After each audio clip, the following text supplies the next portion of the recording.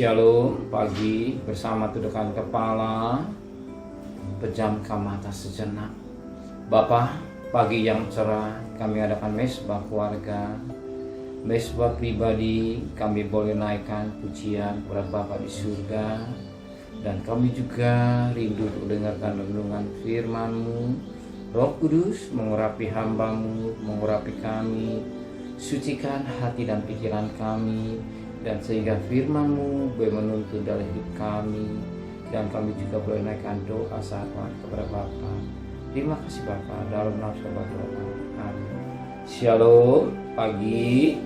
Mari sama-sama kita akan membaca firman Allah Markus pasal 9. Markus pasal 9 ayat 33 sampai ayat 37. Markus pasal 9 ayat 33 sampai ayat 37. Siapa yang terbesar di antara para murid? Kemudian tibalah Yesus dan murid-murid Yesus di Kapernaum. Ketika Yesus dari rumah, Yesus bertanya kepada murid-muridnya, "Apa yang kamu perbincangkan tadi di tengah jalan?" Tetapi mereka diam, sebab di tengah jalan tadi mereka mempertengkarkan siapa yang terbesar di antara mereka. Lalu Yesus duduk dan memanggil ke-12 murid itu. Kata Yesus kepada mereka, "Jika seorang ingin menjadi yang terdahulu, hendaklah ia menjadi yang terakhir dari semuanya dan pelayan dari semuanya." Maka Yesus mengambil seorang anak kecil dan menempatkan di tengah-tengah mereka. Kemudian ia memeluk anak itu dan berkata kepada mereka, "Barang siapa menyambut seorang anak seperti ini dalam namaku, ia akan menyambut aku.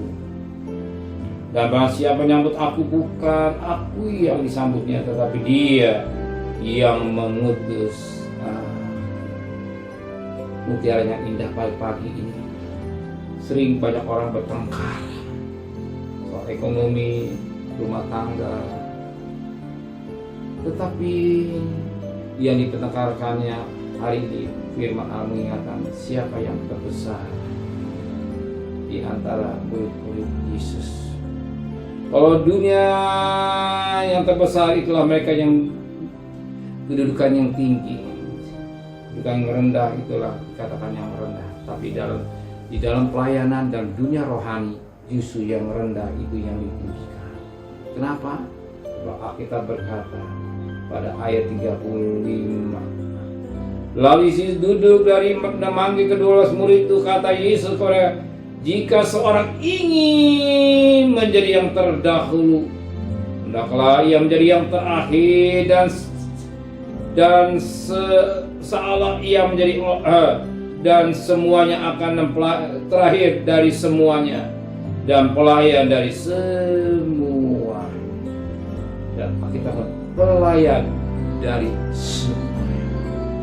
Kalau dunia manusia ingin mencari kedudukan yang tinggi, dia sulit menjadi pelayan dengan hamba.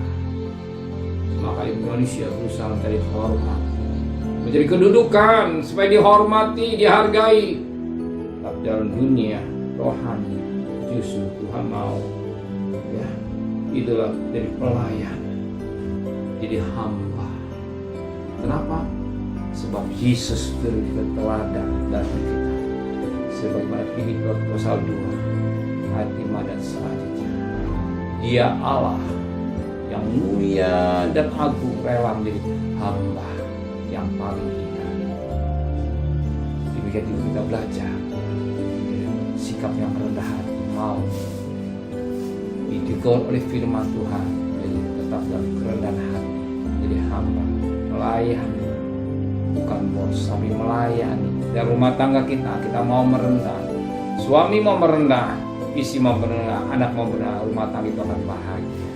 Dan mau bahagia, kunci yang pertama itulah mau merendahkan diri. Namanya hamba, dia tidak bisa melawan, tidak ada hak hamba, hanya dia menyerah sebagaimana Yesus menyerah. Kita dicambuk, dicaci, dihina, diludai, hanya dia bagai anak domba pelupur yang dibawa ke pantai.